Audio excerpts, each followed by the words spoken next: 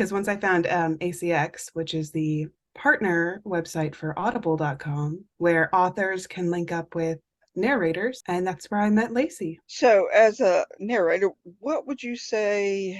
What are your top three favorite softwares to use while you're producing? My absolute favorite is Reaper, and it cost about $60, but it was well worth it because it's a one-time purchase, and you have the software, and a lot of other narrators use Reaper, and so there's a lot of support on YouTube and online and I really appreciate that how open the community is to teaching. And what is your favorite physical equipment? What do you require? Oh, I require my Rode microphone. It is the best I've ever had. I have the one with the the gold dot that shows you where the front is, so you don't get it on backwards, and an arm, like a boom arm, so that you can have your hands free to look through your materials. I also highly recommend an iPad for reading your scripts or your books. That way you don't have the rustling of papers or shifting.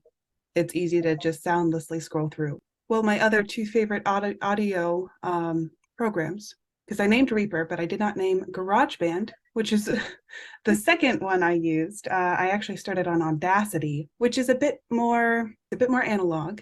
And there are things you can do, but I think it would take a lot of work to make it as fully fleshed out as something like Reaper. Now, GarageBand is pretty straightforward. It's a good step up from Audacity, where you can do more things, and it's still pretty simple. And then Reaper being, of course, the most complex, but you can do the most. And I found it to be very user friendly. Try to explain why your prices are $50 to $75 an hour. What does somebody get? So the pricing for voice work is per finished hour, which means for an hour of content that you receive, that is what you pay. The thing is that 1 hour of content takes about 2 to 3 hours to produce, depending on your voice actor. You have to read the source material, rehearse it, record it, edit it, and then make sure that everything is within standards before you can present it as a finished product. So there's a lot of work that goes into that 1 hour of product, not to mention the learning, the skill, the time it takes to get the sound that you're looking for. Now, do you offer different voices? So I have always enjoyed doing accents.